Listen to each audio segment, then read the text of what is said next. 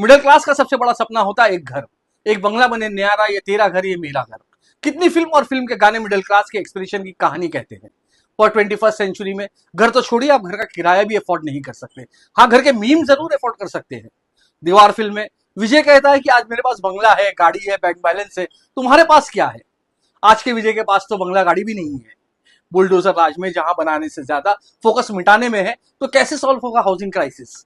ये पहली सरकार होगी जिसने पिछले 2 साल में 1.5 लाख घरों को मिट्टी में मिलाया है, 7 लाख से ज्यादा लोगों को बेघर किया है। Housing and land rights network की रिपोर्ट के अनुसार 2023 में रोजाना 294 घरों पर बुलडोजर चला। 13 नवंबर को बुलडोजर जस्टिस पे अपनी जजमेंट देते हुए जस्टिस गवई ने कविता कह दी, अपना घर हो अपना आंगन हो, इस ख्वाब में हर कोई जीता है। इंसान के दिल की ये चाहत है कि एक घर का सपना कभी न छूटे। काश वो टूटे हुए घर ऐसी कविताओं से जुड़ सकते। आज के एपिसोड में हम देश में बढ़ रहे हाउसिंग क्राइसिस की ही बात करेंगे। सबसे पहले बात करते हैं रेंट क्राइसिस की। पहले एनुअल रेंट 5 से 10% रेट से बढ़ते थे, पर पिछले 2 सालों में ही 7 मेट्रोस में किराया 70% बढ़ गया है। 2024 के पहले 3 महीनों में ही घरों के किराए 4 से 9% तक का बढ़ गए। मेजर मेट्रो सिटी में लोग 2 BHK के फ्लैट का 40 से 50 हजार रुपया किराया दे रहे हैं। जो शहर में नहीं रह सकते वो शहर से बाहर जा रहे हैं और बढ़े हुए किराए से नहीं बच पा रहे हैं। किराए में अगर कुछ कमी हो भी तो ट्रांसपोर्ट का खर्चा, पेट्रोल डीजल का खर्चा और ट्रैफिक सब कमी पूरी कर देती है। इस टेबल को देखिए, गुरुग्राम में 2 BHK का 43,000 मंथली रेंट, बेंगलुरु में 34,000, हैदराबाद में 32,000 और मुंबई में 65,000 एवरेज किराया दिया जा रहा है। नॉन मेट्रो सिटी जैसे दिल्ली के आसपास के इलाके में भी किराए में जबरदस्त उछाल आया है। और ये तो अप्रैल 2024 के आंकड़े हैं, पिछले महीनों में और भी रेंट बढ़ने की खबर आई है। सिर्फ किराया ही नहीं बढ़ रहा है, कहीं कहीं महीने के सिक्योरिटी डिपॉजिट भी वसूला जा रहा है। कायदे से आप 2 महीने के किराए से ज्यादा सिक्योरिटी डिपॉजिट नहीं ले सकते, लेकिन कानून को ताक पर रख करके कहीं 4 से 5 महीने तो कहीं 6 महीने और कुछ शहरों में तो 10 महीने का सिक्योरिटी डिपॉजिट लिया जा रहा है। जरा सोचिए, 40,000 का रेंट और 4 लाख का सिक्योरिटी डिपॉजिट। सोचने वाली बात है कि सैलरी बढ़ने की औसत गति 5 से 6% है, कॉर्पोरेट में 10% है, पर घर का किराया 70% की रफ्तार से बढ़ गया। किराए के साथ ही मिडिल क्लास का फाइनेंशियल और मेंटल स्ट्रेस बढ़ गया। सरकार कहती रही अफोर्डेबल हाउसिंग देंगे, 2022 तक का सबके पास घर होगा, पर असल में घर के सपनों पर बुलडोजर चल गया। रातों रात रेंट इतना बढ़ जाने से सबसे ज्यादा परेशान यंग प्रोफेशनल्स हैं। अपने गांव कस्बों से जो पहली बार नौकरी करने बड़े शहरों में पहुंचते हैं और ये देखते हैं किराया इतना है कि सारे महीने की सैलरी उसी में जा रही है। फ्रेशर्स की एवरेज सैलरी सालों से स्टैग्नेंट है। 1 दशक पहले भी IT और दूसरे कॉर्पोरेट सेक्टर में 3 लाख पर एनम सैलरी मिल रही थी, अब भी उतनी ही मिल रही है। 2024 में भी कॉन्गजेंट जैसी कंपनियां फ्रेश ग्रेजुएट को 2.5 lakh per annum salary offer कर रही है। सोचिए, 25,000 महीने सैलरी में आपको 12 से 15,000 का सस्ता फ्लैट ले भी लो तो आधी सैलरी तो उसी में चली जाएगी। और अगर आपने कर्ज लेकर पढ़ाई की हो तो सोचिए, आधी कमाई किराए में और आधी कमाई एजुकेशन लोन की EMI में। आपके खर्चे के लिए क्या बचा? ऐसे में जाहिर है कि PG बिजनेस बढ़ गया है। पेइंग गेस्ट अकोमोडेशन में सिर्फ स्टूडेंट ही नहीं रहते, बहुत सारे जॉब सीकर्स और नौकरी पेशा लोग भी इनमें रह रहे हैं। ज्यादातर मेट्रो सिटी में कुछ इलाके PG अकोमोडेशन का हब बन जाते हैं। यहाँ डबल, ट्रिपल और 4-5 शेयरिंग बेसिस पर लाखों लोग रह रहे हैं। बेंगलोर जैसे शहर में हर IT पार्क के इलाके में सैकड़ों PG है और इनका किराया भी बढ़ गया है। 10 साल पहले जहां एक डबल शेयरिंग रूम का किराया 4 से 5 हजार था, अब ये 8 से 10 हजार है।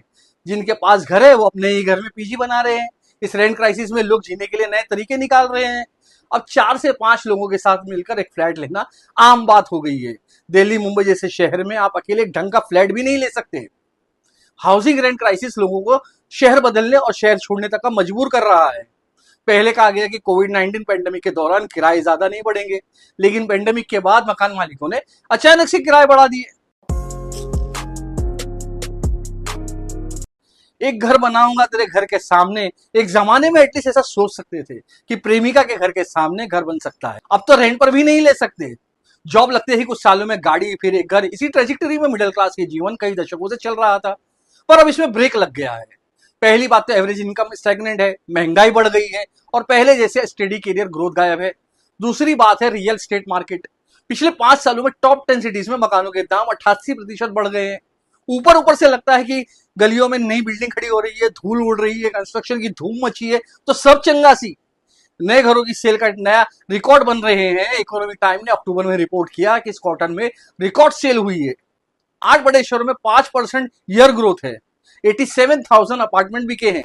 मुंबई जो देश का सबसे बड़ा प्रॉपर्टी मार्केट है, यहाँ सबसे ज्यादा 24,222 हाउसिंग यूनिट्स की सेल हुई है। पर मामले के अंदर जाएंगे तो इंटरेस्टिंग चीज पता चलती है। नाइट फ्रैंक की India real estate real report बताती है कि अफोर्डेबल हाउसिंग सेगमेंट के घर यानी कि 50 लाख और उसके कम के घरों की बिक्री कम हो गई है। 2018 में टोटल घरों की सेल 54% थी, पर 2024 में ये बस 26% रह गई है। और वहीं लग्जरी घरों की सेल बढ़ी है, इसी से रियल एस्टेट में धूम मची हुई है। 1 करोड़ और उससे ऊपर के घर 2018 में 16% बिके और 2024 में 43%, लगभग 3 गुना ज्यादा। इस साल जनवरी से मार्च के क्वार्टर में 1 करोड़ से ज्यादा के 34,800 घर बिके और 50 लाख से कम वाले 23,000। मिड रेंज प्रॉपर्टीज जिनकी कीमत 50 लाख से 1 करोड़ के बीच है, इनकी सेल्स स्टेबल रही। टोटल सेल्स का 30 से 37%। अब थर्ड क्वार्टर तक का आते आते खबर है कि हाउसिंग यूनिट्स की सेल में पिछले साल के मुकाबले 11% कमी आई है। एनालॉग रिसर्च का कहना है कि टॉप 7 सिटीज में हाउसिंग सप्लाई में भी कमी आई है। 2024 के तीसरे क्वार्टर में 93,750 यूनिट्स लॉन्च किए गए। पिछले साल इनकी संख्या 1,16,220 थी, मतलब 19% कमी आई। ये नहीं कि अगर आप अमीर है, 1 करोड़ या उससे ऊपर का घर अफोर्ड कर सकते हैं तो आपकी लाइफ में सब चंगा ही है।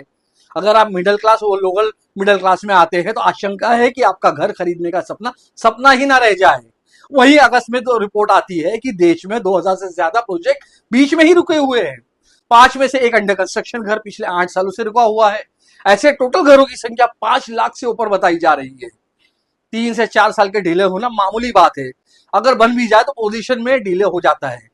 कितने ही प्रोजेक्ट में होमवाइट्स को डिले को लेकर प्रोटेस्ट करना पड़ रहा है, कोर्ट केस हो जाते हैं, लीगल नोटिस भेजा जा रहा है, इसके खिलाफ कोर्ट ने नियम भी बनाए हैं, फिर भी डिले होना आम बात सी लगती है। डिले के साथ कितने ही बिल्डर्स मकान का कॉस्ट भी बढ़ा देते हैं। मकान अलग खरीदना होता है और पार्किंग अलग, बेसिक इंटीरियर्स, बिजली पानी कनेक्शन लगाकर मकान का कॉस्ट वैसे ही एस्केलेट हो जाता है। ऊपर से stamp duty, registration fees, legal fees, GST और सोसाइटी की मंथली मेंटेनेंस चार्जेस को कुल मिलाकर बात यह है कि जितना आप सोचते हैं उससे ज्यादा ही पैसा लग जाता है। यह है मिडिल क्लास के घर खरीदने का हाल, और ऊपर से इसी क्लास के साथ हाउसिंग फ्रॉड हो जाते हैं। ये वो देश है जहां किसी ने ताजमहल को भी बेच दिया था, तो आपको चूना लगाना तो मामूली बात है। आए दिन एक से बढ़कर एक रियल एस्टेट के फ्रॉड सामने आ रहे हैं। दिल्ली में तो प्रधानमंत्री की आवास योजना में ही फ्रॉड पकड़ा गया। झुग्गी वालों के लिए बनाए गए फ्लैट को गैर कानूनी तौर पर किसी को भी बेचा जा रहा है। एक तरफ है हाउसिंग की जेन्युइन डिमांड, तो दूसरी तरफ आज देश में 1 करोड़ से ज्यादा फ्लैट खाली पड़े हैं। जैसे कि हमने देखा कि लग्जरी घरों की सेल बढ़ी है, अफोर्डेबल घर अनअफोर्डेबल होते जा रहे हैं। Luxury and affordable out, why budget home going out of fashion. Budget home out of fashion नहीं, आउट ऑफ पॉकेट हो गए हैं। ये कहकर दिलासा दिया जा रहा है कि हमारी प्रेफरेंस शिफ्ट हो गई है, लोगों को लग्जरी घर ही चाहिए। आप क्यों छोटे छोटे मकान में अपनी जिंदगी निकाल रहे हैं, ले लीजिए ना लग्जरी घर। काश घर घर इतना इतना आसान होता जैसे इस आर्टिकल की हेडलाइन में लगता है। ये भी एक शेप इकोनॉमी का ही एक असर है, जहां ग्रोथ दिखती है पर उस ग्रोथ के पीछे बस थोड़े से अमीर लोगों का हाथ है। जैसे एसयूवी कारों की सेल बढ़ रही है, लग्जरी गुड्स की सेल बढ़ रही है, वैसे ही एक छोटा सेगमेंट रियल एस्टेट की ग्रोथ के पीछे है, पर मेजोरिटी के सामने अफोर्डेबल हाउसिंग एक बड़ा क्राइसिस है। ये सब देखकर जेन जी ने तो घर खरीदने का इरादा ही छोड़ दिया और वो रेंटिंग को प्रीफर कर रहे हैं। एक घर में कई लोग रेंट देकर रह रहे हैं, कुछ लोग तो साथ मिलकर प्रॉपर्टी खरीद रहे हैं। आज घर खरीदने की चाहत आपको आसानी से 25 से 30 साल के लिए कर्ज में डाल सकती है। दूसरी तरफ सैलरी और करियर ग्रोथ का भरोसा नहीं है, तो कैसे आप इतना बड़ा फाइनेंशियल डिसीजन ले पाएंगे। प्रधानमंत्री आवास योजना के तहत दिसंबर 2024 तक 1.18 करोड़ परिवार को घर दे रहा था, और अब तक का इनकी वेबसाइट के हिसाब से लगभग 70% काम पूरा भी हुआ है। लेकिन टोटल हाउसिंग डिमांड को देखते हुए ये उसका बस 25% ही है। आपको शायद लगता है कि पीएम आवास योजना है तो सरकार खुद ही घर बनाकर देती होगी, पर ऐसा नहीं है। ये स्कीम इंदिरा आवास योजना से ली गई। पहले इसका नाम बदला गया और फिर इसमें कई कैटेगरी बना दी गई, जैसे स्लम रिडेवलपमेंट प्लान, जहां प्राइवेट डेवलपर को लैंड का इंसेंटिव मिलता है और झुग्गी में रहने वाले लोगों को सरकार की तरफ से 1 लाख रुपया ग्रांट। पर इन स्कीम्स की हकीकत कई बार एक्सपोज हो चुकी है। नवंबर में PMAYU वेबसाइट के हिसाब से 88.02 लाख घर कंप्लीट हो गए थे, पर इनमें से ज्यादातर 60% से भी ज्यादा BLC वर्टिकल में आते हैं, बेनिफिशियरी लेड कंस्ट्रक्शन। जिसके पास पहले से जमीन है वो उस पर सरकार की मदद से घर बना सकते हैं। मतलब सरकार ने बस थोड़ी सी फाइनेंशियल मदद की है, ज्यादातर पैसा परिवार ने खुद ही लगाया है। तो सरकार ने क्या किया, अरे 1.5 लाख घरों पर बुलडोजर भी तो चलाया, भूल गए क्या आप।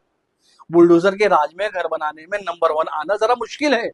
रोटी कपड़ा मकान एक इमोशनल टैगलाइन नहीं, एक हकीकत है, एक जरूरत है। होम ओनरशिप तो बहुत दूर की बात है, एक ढंग के घर का किराया अफोर्ड करना मुश्किल हो गया है। कितनी ही सारी आबादी सब स्टैंडर्ड हाउसिंग में रहने को मजबूर है। इस वीडियो में रूरल हाउसिंग की तो हमने कोई बात ही नहीं कर पाए, ना ही हाउसिंग का क्लाइमेट इम्पैक्ट को ला पाए। आज हाउसिंग क्राइसिस पूरी दुनिया में छाया हुआ है। इसके इम्पैक्ट सोल्यूशन पर बात करने के लिए एक और एपिसोड लगेगा। कॉन्स्टिट्यूशन हमें राइट टू हाउसिंग का भी राइट देता है, पर कटेंगे तो बटेंगे की राजनीति में रोटी कपड़ा मकान की राजनीति जरा पीछे रह गई है। आप सोचते हैं कि प्लॉट्स कटेंगे घर बटेंगे, असल में नफरत के लड्डू नफरत के गीत जनता में बट रहे हैं और इनके पीछे चुपके से आपकी जेब कट रही है। थैंक यू फॉर वॉचिंग खबरें एक्सप्रेस। आपके आसपास हाउसिंग का क्या हाल है हमें कमेंट में जरूर बताइएगा।